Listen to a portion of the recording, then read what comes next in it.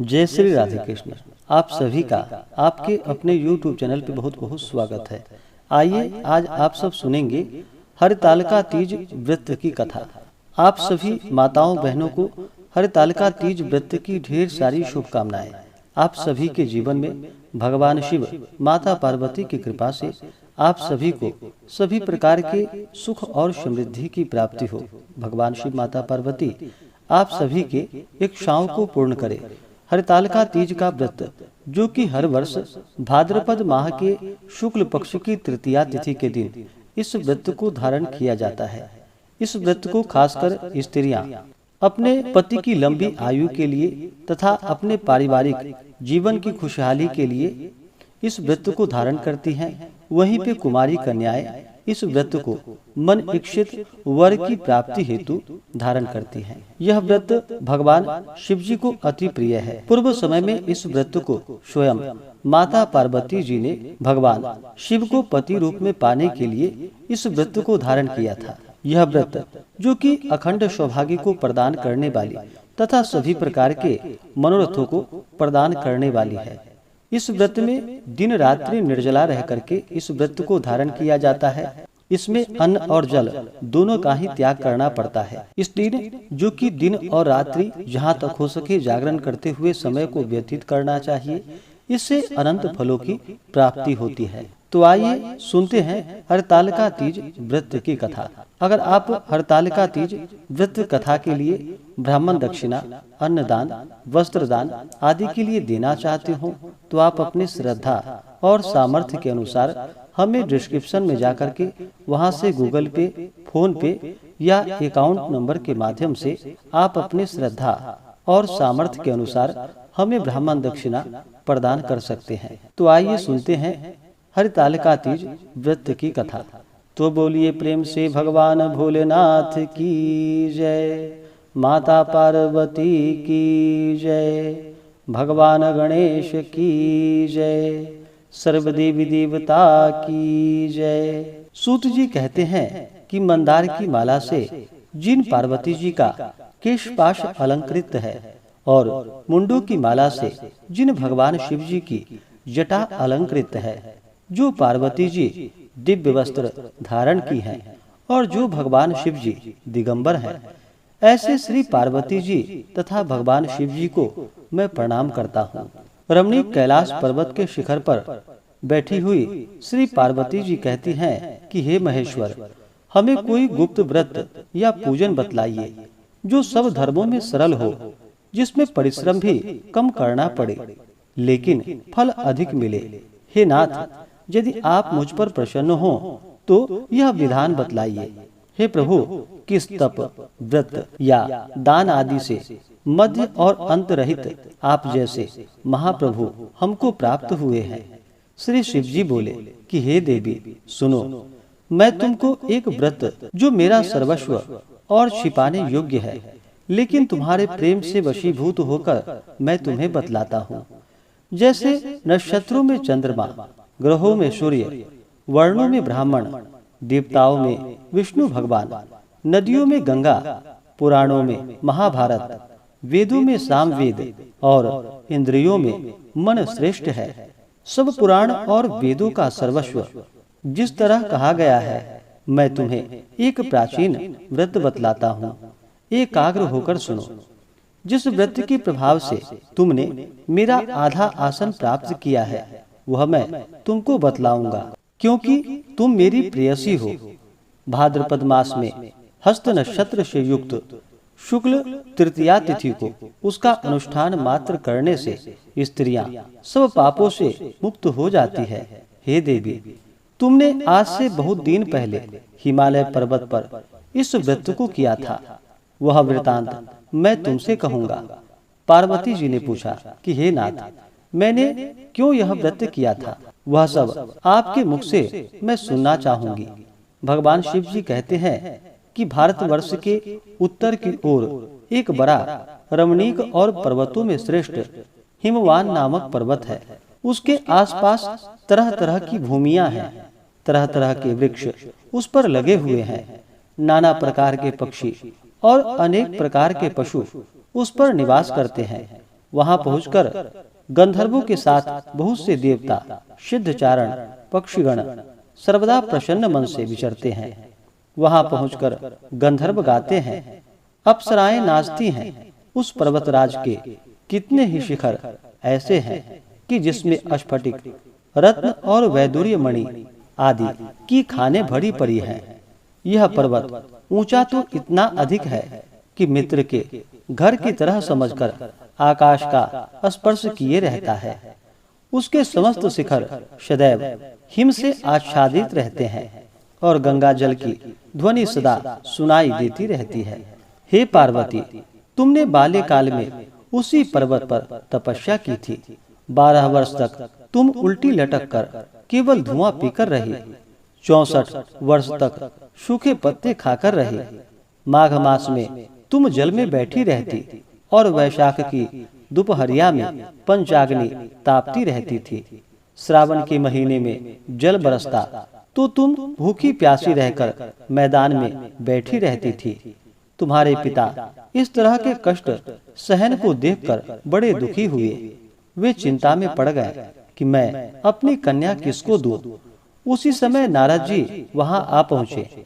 मुनि श्रेष्ठ नारद जी उस समय तुम्हें देखने को गए थे।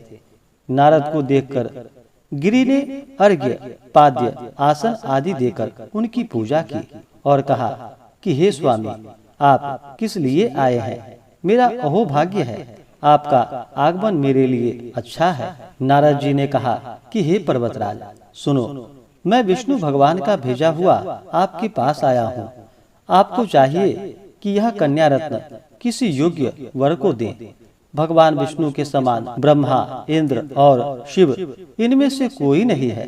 इसलिए मैं यही कहूँगा कि आप अपनी कन्या भगवान विष्णु को ही देवे।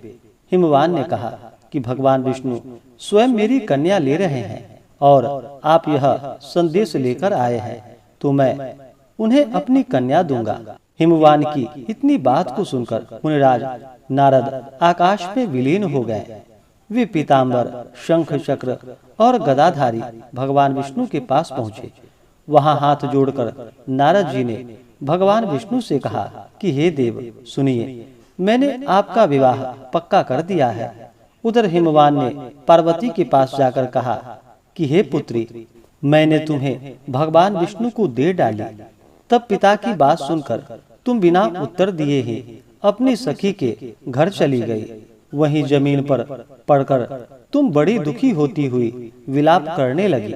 तुमको इस तरह विलाप करते हुए देखकर सखी ने पास आकर कहा कि हे देवी, तुम क्यों इतना दुखी हो?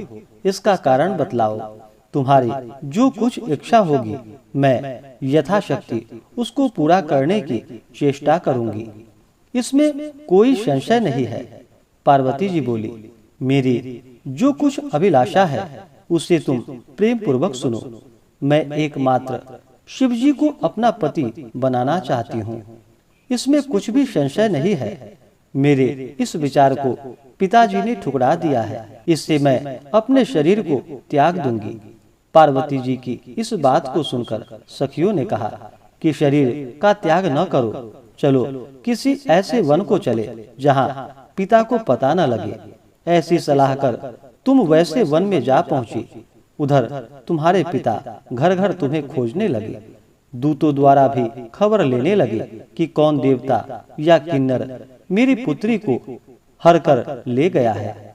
उन्होंने मन ही मन कहा, मैं नारद जी के आगे प्रतिज्ञा कर चुका हूँ कि अपनी पुत्री भगवान विष्णु को ही दूंगा। ऐसा सोचते सोचते हिमवान मूर्छित होकर गिर गए। गिरिराज को मूर्छित देखकर सब लोग हाहाकार करते दौड़ पड़े। जब होश हुआ तो सब पूछने लगे कि हे गिरिराज, आप अपनी मूर्छा का कारण बतलाइए। हिमवान ने कहा कि आप लोग मेरे दुख का कारण सुने, न मालूम कौन मेरी कन्या को हर कर ले गया है। ऐसा नहीं हुआ तो उसे किसी काले सर्प ने काट लिया है या उसे सिंह खा गए होंगे। हाय हाय, मेरी बेटी कहाँ चली गई? किसी दुष्ट ने मेरी पुत्री को मार डाला। ऐसा कहवे वायु के झोंके से कांपते हुए वृक्ष के समान कांपने लगे। इसके बाद हिमवान तुम्हें वन वन खोजने लगे। वह वन भी सिंह, भालू, हिंसक जंतुओं से बड़ा भयानक हो रहा था। तुम भी अपनी सखियों के साथ उस भयानक वन में चलती चलती एक ऐसे जगह जा पहुंची जहां एक नदी बह रही थी। उसी के रमणीय तट पर एक बड़ी सी कंदरा थी। तुमने उसी कंदरा में आश्रम बना लिया और मेरी एक बालुकामयी प्रतिमा बनाकर अपनी सखियों के साथ निराहार रहकर मेरी आराधना करने लगी। जब भाद्रपद शुक्ल पक्ष की हस्तयुक्त तृतीया तिथि प्राप्त हुई, तब तुमने मेरा विधिवत पूजन किया और रात भर जागकर गीत वाद्यादि से मुझे प्रसन्न करने में बिताया। उस व्रतराज के प्रभाव से मेरा आसन डगमगा उठा, जिससे मैं तत्काल उस स्थान पर जा पहुंचा जहां पर तुम अपनी सखियों के साथ रहती थी। वहां पहुंचकर मैंने तुमसे कहा कि मैं तुम पर प्रसन्न हूँ, बोलो क्या चाहती हो। तुमने कहा कि हे मेरे देवता, यदि आप मेरे ऊपर प्रसन्न हैं तो मेरे पति बने। मेरे तथास्तु कहकर कैलाश पर्वत पर वापस आने पर तुमने वह प्रतिमा नदी में प्रवाहित कर दी और सखियों के साथ उस महाव्रत का पारण किया। हिमवान भी तब तक उस वन में तुम्हें खोजते खोजते आ पहुँचे। चारों दिशाओं में तुम्हारी खोज करते करते वे व्याकुल हो चुके थे, इसलिए तुम्हारे आश्रम के समीप पहुंचकर ही गिर पड़े। थोड़ी देर बाद उन्होंने नदी के तट पर 2 कन्याएं देखी। देखते ही उन्होंने तुम्हें गले से लगा लिया और विलख विलख कर रोने लगे। फिर पूछा कि हे पुत्री, तुम सिंह, व्याघ्र आदि जंतुओं से भरे इस वन में क्यों पहुंची? पार्वती जी ने उत्तर दिया कि हे पिताजी, मैंने पहले ही अपने आप को भगवान शिव जी के हाथों सौंप दिया था। आपने मेरी बात टाल दी, इससे मैं यहाँ चली आई। हिमवान ने सांत्वना दिया कि हे पुत्री, मैं तुम्हारी इच्छा के विरुद्ध कुछ न करूँगा। तुम्हें अपने साथ लेकर घर आए और मेरे साथ तुम्हारा विवाह कर दिए। इसी से तुमने मेरा अर्ध आसन प्राप्त किया। तब से आज तक किसी के सामने मुझे यह व्रत प्रकट करने का अवसर प्राप्त नहीं हुआ था। हे देवी, मैं यह बताना चाहता हूँ कि इस व्रत का हरताल का नाम क्यों पड़ा। तुमको सखियां हर कर ले गई थी, इसी से हरताल का तीज नाम पड़ा। इस पर पार्वती जी ने कहा कि हे प्रभु, आपने नाम तो बताया, अब इसकी विधि भी बतलाइए। इसका क्या पुण्य है, क्या फल है, यह व्रत कौन करे? श्री शिव जी पार्वती जी से कहते हैं कि हे देवी, मैं स्त्री जाति की भलाई के लिए यह उत्तम व्रत बतलाता हूँ। जो स्त्री अपने सौभाग्य की रक्षा करना चाहती हो, वह यत्न पूर्वक इस व्रत को करे। पहले कदली के खंभे आदि से सुशोभित एक सुंदर मंडप बनावे। उसमें रंग बिरंग के रेशमी कपड़ों से चंदवा लगाकर चंदन आदि सुगंधित द्रव्यों से वह मंडप लिपवावे। फिर शंख, भेरी, मृदंग आदि बजाते हुए बहुत से लोग एकत्रित होकर तरह तरह के मंगलाचार करते हुए उस मंडप में पार्वती जी तथा शिव जी की प्रतिमा स्थापित करे। उस रोज दिन भर उपवास कर बहुत से सुगंधित फूल, गंध और मनोहर धूप, नाना प्रकार के नैवेद्य आदि एकत्र कर मेरी पूजा करे और रात भर जागरण करे। ऊपर जो वस्तुएं गिनाई गई हैं, उसके अतिरिक्त नारियल, सुपारी, जमीरी नींबू, लौंग, अनार, नारंगी आदि जो जो फल प्राप्त हो सके उन्हें इकट्ठा कर ले। उस ऋतु में जो फल तथा फूल मिल सके विशेष करके रखें। फिर धूप दीप आदि के द्वारा निम्नलिखित मंत्रों का उच्चारण करता हुआ पूजन करे। इसके बाद शिवायै, शिव रूपिण्यै, यहाँ से लेकर प्रसन्ना भव पार्वती तक मंत्रों का उच्चारण करे, जिसका अर्थ इस प्रकार है कि हे शिवे, हे शिव रूपिणी, हे मंगले, सब अर्थों को देने वाली हे देवी, हे शिवे, शिव रूपिणी, हे मंगले, सब अर्थों को देने वाली हे देवी, हे शिव रूपे, आपको नमस्कार है। हे शिव रूपे आपको नमस्कार है। हे शिवे आपको सदा के लिए नमस्कार है। हे ब्रह्म रूपिणी आपको नमस्कार है। हे जगत धात्री आपको नमस्कार है। हे सिंह वाहिनी संसार के भय से भयभीत मुझ दीन की रक्षा करो। इस कामना की पूर्ति के लिए मैंने आपकी पूजा की है। हे पार्वती मुझे राज्य और सौभाग्य दो, मुझ पर प्रसन्न हो। इन्हीं मंत्रों से पार्वती जी तथा शिव जी की पूजा करें। तदंतर विधि पूर्वक कथा सुने और ब्राह्मण को वस्त्र, गौ, स्वर्ण आदि देवे। इस तरह एक चित्त होकर स्त्री पुरुष दोनों एक साथ पूजन करे। फिर वस्त्र आदि जो कुछ हो उसका संकल्प करे। हे देवी, जो स्त्री इस प्रकार पूजन करती है वह सब पापों से छूट जाती है और उसे 7 जन्म तक सुख तथा सौभाग्य प्राप्त होता है। जो स्त्री तृतीया तिथि को व्रत न कर अन्न भक्षण करती है तो वह 7 जन्म तक बंध्या रहती है और उसको बार बार विधवा होना पड़ता है।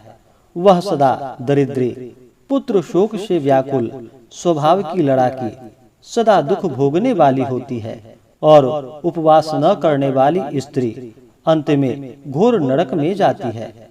तीज को अन्न खाने से शुकरी, फल खाने से बंदरिया, पानी पीने से जोंक, दूध पीने से सांपिनी, मांसाहार करने से बाघिन, दही खाने से बिल्ली, मिठाई खाने से चींटी और सब खाने से मक्खी होती है। उस रोज सोने से अजगरी और पति को धोखा देने से मुर्गी होती है। इसलिए हर स्त्रियां व्रत अवश्य करे। दूसरे दिन स्वर्ण, चांदी, तांबा, बांस के पात्र में अन्न भरकर ब्राह्मण को दान दे और पारण करे। जो स्त्री इस प्रकार व्रत करती है वह मेरे समान पति पाती है और वह जब मरने लगती है तो तुम्हारे समान उसका रूप हो जाता है। उसे सब प्रकार के सांसारिक भोग और सायुज्य मुक्ति मिल जाती है। इस हरितालिका की व्रत कथा मात्र सुन लेने से प्राणी को 1000 अश्वमेध और सैकड़ों वाजपेयी यज्ञ करने का फल प्राप्त होता है। हे देवी, मैंने यह सब व्रतों में उत्तम व्रत बतलाया जिसके करने से प्राणी सब पापों से छूट जाता है। इसमें कुछ भी संशय नहीं है। तो बोलिए प्रेम से भगवान भोलेनाथ की जय, माता पार्वती की जय, भगवान गणेश की जय, सर्वदेवी देवता की जय।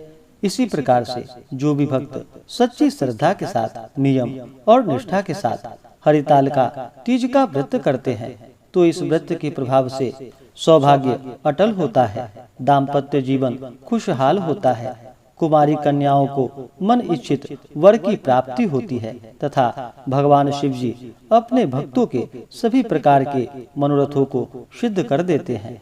तो आशा करता हूँ कि यह जानकारी आपको अच्छा लगा हो। ऐसे ही ज्ञानवर्धक जानकारियाँ प्राप्त करने के लिए हमारे इस चैनल पे अगर आप नए हैं तो चैनल को लाल बटन दबा करके सब्सक्राइब करें, साथ में बेल आइकन घंटी को दबाएं ताकि मेरे वीडियो का नोटिफिकेशन आपको समय से मिलता रहे।